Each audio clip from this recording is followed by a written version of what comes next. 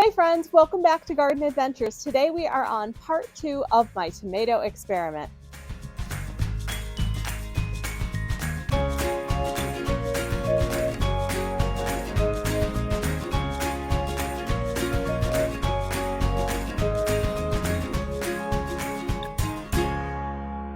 We are February winter sowing tomato seeds. And in part 1, I did January winter sowing. And in part 3, we'll do March winter sowing. And then we will begin seeds indoors as directed by the seed packets. So my hypothesis is that the winter sown tomatoes will yield more fruits on a stronger plant. But I don't know that for sure. So we will experiment and find out. I will be starting 3 of each seeds today of 4 different varieties. So the varieties that I'm starting are an open pollinated beefsteak tomato, an open pollinated cherry tomato, a hybrid grape tomato, and a good-hearted cocktail tomato. Those are the 4 varieties I'm starting. I'm starting 3 seeds of each. I did the same in January. I will do the same in March.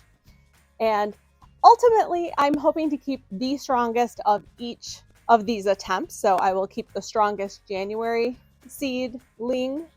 I will keep the strongest February seedling of each of the varieties. So I will plant 16 plants when it's time, when the ground is ready, all the good stuff, when the seedlings are ready to be planted out. I will keep 1 of each variety from each month. All right, so let's jump right into seed starting. I'm going to bring you in closer so you can see the actual seed placement, etc. So the first one is labeled T5, and I am going to sow 3 seeds, and let me press the soil. So in this first container, I'm just pressing the soil down, not packing it in, but pressing it down so that the seeds have a place to settle in. 3. The soil is pre-moistened, and the variety that I'm starting in T5 is the beefsteak tomato. So I'm repeating the same process in T6 and just making sure there's a good spot for those seeds to set. Next up, we have cherry tomatoes.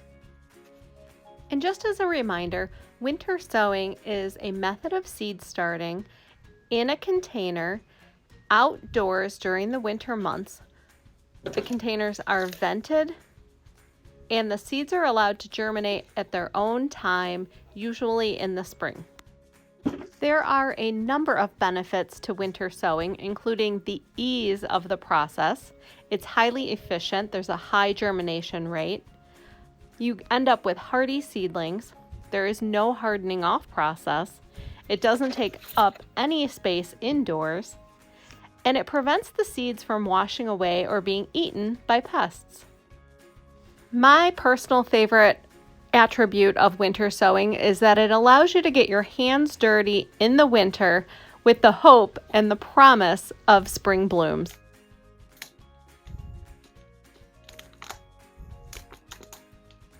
My water froze. I did need to go get water to water in my seeds, and then I proceeded to tape up my containers because you want to make sure the lids are going to stay down. You don't want the wind drying out your soil and anything getting in there. You can use any type of tape you'd like. I'm using white duct tape, but you can use packing tape or masking tape. Painter's tape works. And you want to place your containers somewhere where they're not under an overhang where they will get rain or snow falling on them. Alrighty, that is going to do it for today's winter sowing.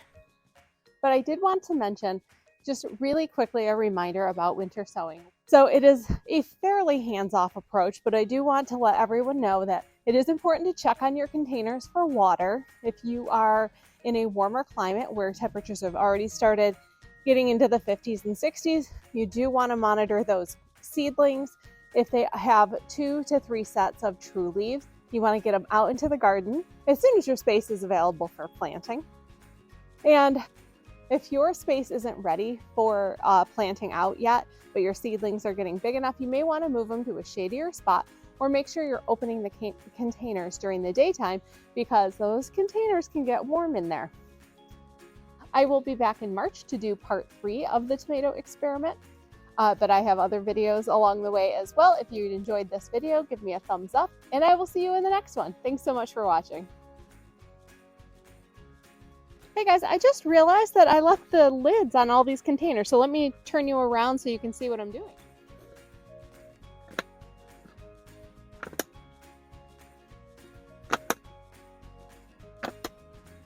They all need to come off because snow and rain need to get into those containers.